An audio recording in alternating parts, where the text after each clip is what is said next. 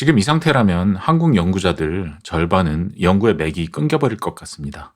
너무 속상해서 여기서라도 얘기를 해야 할 것 같아요.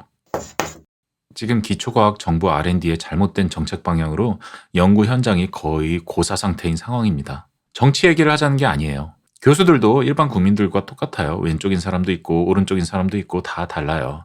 근데 하나같이 공감하는 게 있습니다.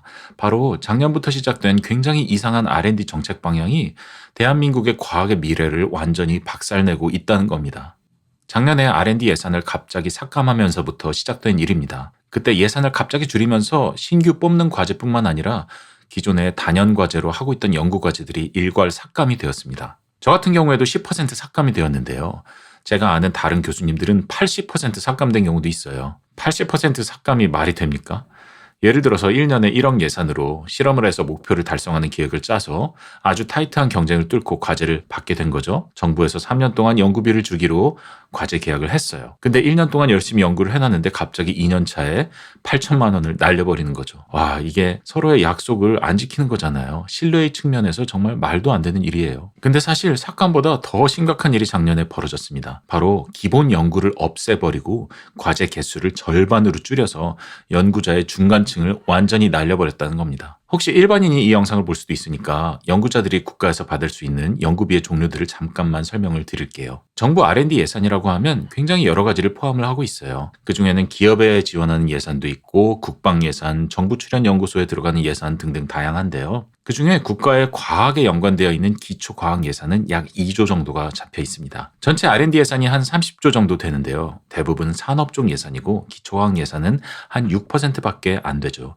비중은 그렇게 크지 않아요. 그래도 국가의 과학의 미래가 이 예산에 달려 있으니까 작지만 굉장히 중요한 예산입니다. 이 예산의 연구비들은 보통 과학기술정보통신부의 한국연구재단을 통해서 집행이 되는데요. 여러 명이 모여서 신청하는 집단 연구, 그리고 개인이 연구 제안서를 내서 신청하는 개인 연구가 있습니다. 집단 연구는 내가 어떤 팀에 들어가서 같이 신청하느냐에 좀 영향을 많이 받죠. 그에 비해서 개인 연구는 개인들이 계급장 떼고 맞붙어서 경쟁하는 겁니다. 그래서 정말 객관적인 경쟁이에요. 어떻게 보면 절대로 무슨 카르텔이나 나눠먹기가 있을 수 없는 게 개인 연구인 거죠. 개인 연구에는 규모에 따라 종류가 있는데요. 대표적으로 처음 임용된 분들이 받을 수 있는 신진 연구, 그리고 5천만 원 이하의 작은 규모의 연구비를 신청하는 기본 연구, 그리고 1억에서 3억 정도의 중견급 연구실을 운영하는 데 쓸 수 있는 중견 연구비가 있습니다. 일종의 단계별로 있다고 보시면 됩니다. 이게 2023년의 연구비 배정 숫자입니다. 중견 연구를 1470개, 기본 연구를 1235개 뽑았죠. 합쳐서 2700개 정도를 뽑았습니다. 이제 2025년을 비교해 보겠습니다. 뭔가 이상하죠. 기본 연구가 없어졌습니다. 네. 작년에 R&D 예산 삭감하면서 기본 연구를 아예 없애버렸어요. 그리고 올해 예산을 다시 원복하였는데 기본 연구가 부활하지 않았습니다. 이게 굉장히 심각한 문제인데 작은 연구실을 운영하면서 적은 수의 학생들을 충실히 키우던 어떤 허리층에 해당하는 연구자들이 연구비를 하나도 못 받게 되었다는 겁니다. 1000명이 넘는 연구자들이 갑자기 연구비를 신청할 데가 없어진 겁니다. 그래서 이분들이 어쩔 수 없이 중견 연구비를 신청할 수밖에 없어요. 중견의 경쟁률이 말도 안 되는 로또가 되어버린 거죠. 여러분, 과학 분야에는 분과라고 해서 세부 분야가 있습니다. 각 분과별로 봉사하시는 RB라는 교수님들이 계셔서 심사위원한테 의뢰도 드리고 심사 결과도 취합하고 하거든요. 근데 분과의 숫자가 1000개가 넘습니다. 그 말은 지금 각 분과에서 CNS급을 막 5개씩 쓰고 1등을 해도 유형 1 중견 연구비를 못 받을 수도 있다는 거거든요. 이게 말이 안 되는 일이죠. 실력이 좋고 제안서가 좋은 분들이 과제를 받아서 열심히 할 수 있는 상황이 아니에요. 실력과 제안서가 너무 좋은 분들이 계신데 그 숫자보다 훨씬 적게 뽑기 때문에 일종의 로또처럼 운에 맡겨지는 상황이 된 겁니다. 근데 불행 중 다행으로 2025년에 중견 연구에 유형이 하나 더 생긴 게 있습니다. 바로 창의 연구형이라고 7천만 원 정도의 연구비예요. 이게 아마도 기본 연구를 없애면서 대신해서 만든 것 같다는 생각도 듭니다. 근데 잘 보세요. 유형 1과 창의 연구형을 합치더라도 1600개 정도잖아요. 2700개에서 1600으로 줄어들었다는 겁니다. 즉 개수로 따지면 40% 삭감이에요. 원래 연구를 하던 연구자들의 40%, 즉 거의 절반에 가까운 사람들이 연구비가 빵원으로 고정되어 버리는 겁니다. 무슨 영화에서 어떤 악당이 인류 절반을 날려버리는 것과 비슷한 일이 지금 일어나고 있는 거죠. 연구비를 아예 못 받으면 어떻게 될까요? 하던 연구를 접어야 되고요. 학생도 못 뽑고 있던 학생도 내보내야 합니다. 그럼 연구의 흐름과 맥이 완전히 끊기게 되고요. 논문을 쓸 수 없게 되고 악순환에 빠지게 됩니다. 논문 결과가 없으니 연구비에서 경쟁력이 떨어지고 완전히 연구를 그만두는 지경까지 이르게 될 수도 있다는 거죠. 근데 여기까지 들으면 여러분들 중에서 여러 가지 의문점이 생기시는 분들이 있을 것 같아요. 그래서 Q&A 시간으로 바로 들어가 보겠습니다. 왜 국민의 세금으로 과학자들에게 돈을 주어야 하나요? 이거는 아주 근본적인 당위성에 대한 질문인데요. 모든 선진국과 다른 나라들이 정부의 예산에 기초과학 지원을 위한 예산을 책정하는 이유가 있습니다.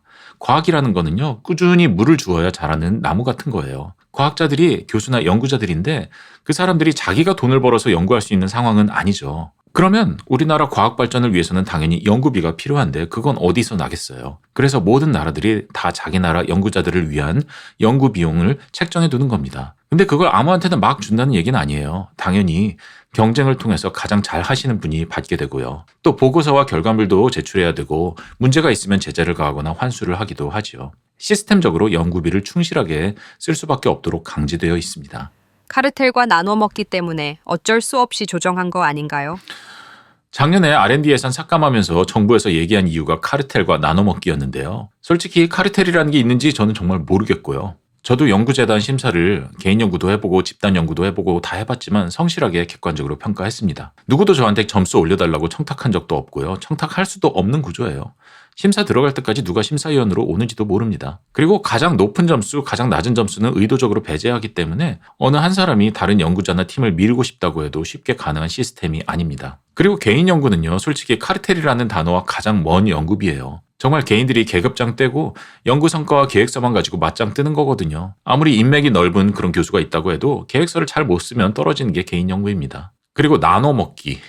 아마 기본 연구가 많은 사람들이 상대적으로 적은 양의 연구비를 나눠서 가져간다고 나눠 먹기라고 한 것 같은데요. 근데 철저하게 공정한 경쟁을 통해서 수주하는 거잖아요. 미리 짬짬이해서 정해놓고 가져간다면 나눠먹기겠지만요. 만약에 경쟁해서 가져가는 게 나눠먹기라면 정부의 모든 과제들이 다 나눠먹기가 됩니다. 기업 지원 쪽에서요. 초기 기업을 위한 지원금 중에 7천만 원씩 가져가는 예비 창업 패키지. 이런 거 그러면 다 나눠먹기가 되는 거죠. 말도 안 됩니다. 어차피 5천만 원 가지고는 아주 좋은 연구 성과는 못 내니까 없앤 거 아닐까요? 일단 5천만 원 가지고 아주 좋은 연구 성과를 내기 힘들다는 것까지는 동의합니다. 5천만 원이면 기관에서 가져가는 간접비 빼고 석사생 한두 명 뽑을 수 있을까 말까예요. 이 돈을 가지고 엄청나게 임팩트 있는 성과를 만들어낸다면 슈퍼맨이겠죠. 근데요, 연구자들도 스펙트럼이란 게 있습니다. 모든 연구자들이 셀 네이처 사이언스, 소위 CNS급 연구를 하는 연구자여야 될까요? CNS급 연구를 하는 연구자들이 아니라도요, 작은 연구비로 학생 한두 명 충실히 키우면서 자기 분야에서 뜻깊은 연구하시는 분들이 있습니다. 이런 분들도 과학계 그리고 국가과학 경쟁력에 보탬이 되는 분들이고 후학을 잘 양성하고 계신 분들이에요. 저 자신의 얘기를 해볼게요. 제가 처음 귀국해서 신진연구에 지원했는데 계속 떨어져서 겨우 3수 만에 붙었거든요. 연구는 잘했지만 그 연구 계획을 어떻게 잘 써서 표현할 수 있는지 그런 거를 잘 몰랐던 것 같아요. 당시에는 신진연구가 5천만 원이었어요. 지금의 기본연구 같은 포지션이었죠. 지금은 우수신진이라고 해서 더 많이 주지만요. 그 5천만 원 받은 연구비가 작은 연구비였지만 제가 석사생 2명을 뽑을 수 있었어요.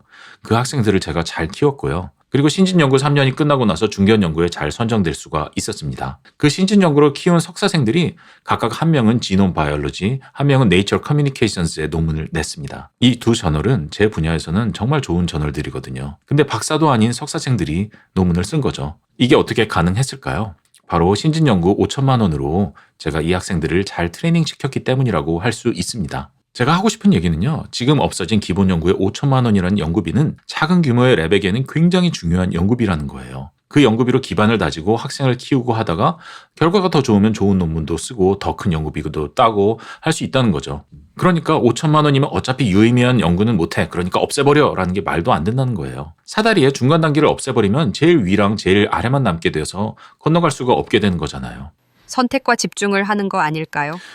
확실히 현재 R&D 정책 기조는 선택과 집중이라는 말에 매몰되어 있는 면이 있습니다. 올해 R&D 예산이 재작년처럼 원복되었다고 기사에는 나오던데 연구과제 개수가 40% 줄었다면 그 돈은 다 어디로 간 걸까요? 다른 과제들의 연구비 자체가 올랐고 또 큰 연구들이 많이 생긴 거죠. 뭔가 잘하는 사람에게 더 몰아주자라는 기조가 있는 거죠. 근데 선택과 집중이라는 말이 정부 연구비에 있어서는 정말 위험한 말이라고 생각을 합니다. 여러분, 노벨상 탄 사람들의 면면을 보면 대부분 20년 전에는 이상한 분야로 취급받던 연구를 하던 사람들이 많아요. 나중에야 인정받고 빛을 보게 된 거죠. 그래서 우리나라도 이상하고 독특한 자기만의 연구를 하는 사람들이 많아져야 합니다. 그래야 나라 과학의 미래가 있는 거죠. 그러니까 선택과 집중이라고 해서 연구비 규모를 키워서 특정 연구자한테 몰아주는 것보다는요, 작은 연구비를 많이 만들어서 허리단에 있는 연구자들이 튼튼히 오래 연구할 수 있게 해주는 게 훨씬 좋은 방법입니다. 그리고 그런 게 있어요. 3억 가지고 충실히 연구할 수 있는 연구자에게 만일에 연구비를 2배에서 6억을 주면 2배의 성과를 뽑을까요? 그렇지 않아요. 한 연구자가 사용할 수 있는 시간과 에너지의 한계가 있잖아요. 절대로 성과가 2배로 나오지 않습니다. 돈을 아무리 올려도 해결되지 않는 게 있다는 거죠. 그래서 우리나라는 정말 노벨상을 좋아하고 바라는데, 정말 노벨상을 원한다면 더 작은 연구비들을 더 넓게 퍼뜨려서 쓸 수 있게 하는 게 매우 중요합니다. 이게 그렇게 심각한 일인가요? 그냥 문제되면 다시 복원하면 되겠네요? 여러분, 사람이 한 사람을 칼로 찔러놓고 다시 칼을 빼면 원상복귀가 되나요? 지금 이 사태로 인해서 연구의 명맥이 완전히 끊기게 생긴 연구실이 굉장히 많습니다. 근데 제발 그랬으면 좋겠는데, 내년에라도 기본 연구가 바로 복원된다고 해도요, 이 피해가 얼마나 복원될지 모르겠어요. irreversible이라고 하죠. 비가역적인 피해로 지금 가고 있는 것 같습니다. 연구비가 끊기면 학생을 뽑을 수가 없고 있던 학생도 내보내야 돼요. 열심히 키우던 학생이 나가면 그 학생은 취업을 하겠죠. 그럼 만일에 내년 혹은 내후년에 연구비를 따게 돼도 취업한 학생을 다시 불러들일 수는 없잖아요. 다시 새 학생을 키워야 됩니다. 그러면 연구를 거의 못하고 3, 4년이 지나가 버리는 거예요. 근데 우리나라 연구비에 지원할 때에는 최근 5년의 연구 논문을 제출하게 돼 있거든요. 3, 4년 정도 연구를 못하고 비게 되면 그 다음에 연구비를 못 따요. 딸 수가 없어요. 그러면 그냥 연구 접어야 됩니다. 이렇게 말하면 좀 그렇지만 학교에서 종신교수, 테뉴어를 딴 교수님들은요, 본인이 교육에 집중하든 연구에 집중하든 사실 자유입니다. 테뉴어라는 게 그런 거죠. 학교에서 자율적으로 열심히 해달라고 보장을 해주는 거거든요. 사실 연구 안 해도 되는데 그래도 대부분의 교수님들은 과학 발전을 위해서 당연히 열심히 연구하시죠.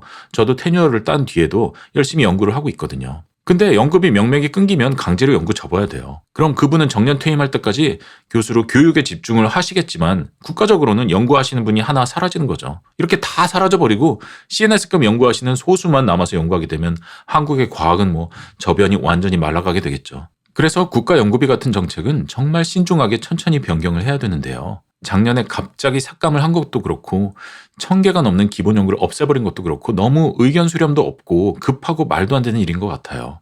생각보다 훨씬 심각한 일입니다. 혹시 본인이 연구비 못 따서 괜히 시비 거는 거 아니에요?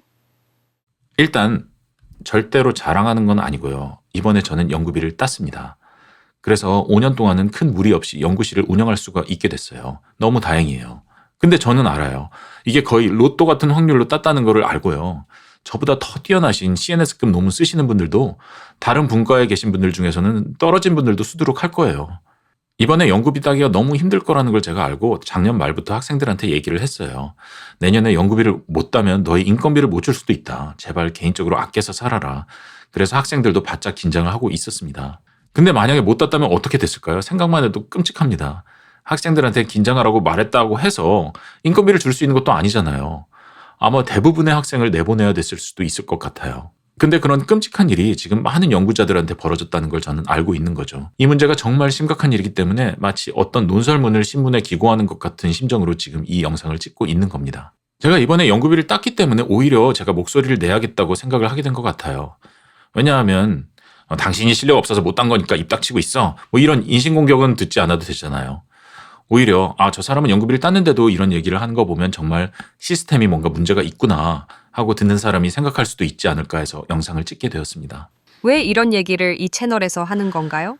사실 채널의 방향과는 조금 맞지 않을 수도 있어요. 이 채널은 사실 일단 채널의 제일 첫 영상이 소프트웨어 소개인 것처럼 제가 연구자들을 위한 소프트웨어 회사를 교원 창업을 했어요. 그래서 여러 가지 서비스를 만들고 있는데 그걸 알리고자 하는 마음도 있어서 만들었고요. 또 제가 저희 연구실 카페에다가 학생들을 위해서 좋은 글들을 종종 쓰거든요. 그래서 대학원에 관한 좋은 지식이나 의견들을 우리 학생뿐만 아니라 많은 분들과 나누면 좋겠다 하는 목적으로 만든 채널입니다. 학생들이 도와주어서 잘 운영을 하고 있고 구독자도 500명을 넘었으니 참 감사합니다. 근데 500명이면 작은 채널이지만 대부분 대부분의 교수님들은 500명의 채널조차 가지고 있지를 못해요. 거의 대부분의 교수님들은요, 정말 아침부터 저녁까지 열심히 연구만 합니다. 그래서 유튜브 채널이나 이런 거를 만들 틈이 없어요. 뭔가 자신의 의견을 얘기할 수 있는 창구가 없는 거죠. 제가 가끔 방문하는 교수들 커뮤니티가 하이브레인넷이라고 있는데요. 거기서 글들을 읽어보면 정말 잘하시는 분들인데 이번에 연구비 떨어지셔서 고사 상태에 놓이신 분들이 많아요. 근데 다들 잘못된 정책 방향의 문제점을 게시판에서는 토로하는데요. 조직적으로 뭔가를 할 수 있는 그런 게 교수들은 없어요. 무슨 의사들처럼 의사협회가 있는 것도 아니고요. 다들 자기 학생들 자기 연구 건사하기에도 바쁜 거죠. 그래서 정말 이번에 바늘구멍처럼 간신히 연구비를 딴 입장에서 내가 스피치리스 침묵해서는 안 되겠다 하는 생각이 들었습니다. 아무도 지금 말할 수 있는 창구가 없는데 저는 제 말을 들어주실 분들이 최소 500명은 있는 거니까 작은 목소리지만 내보아야겠다고 생각을 했습니다. 마무리하겠습니다. 제가 있는 서울대 의과대학에 계셨던 호원경 교수님께서요.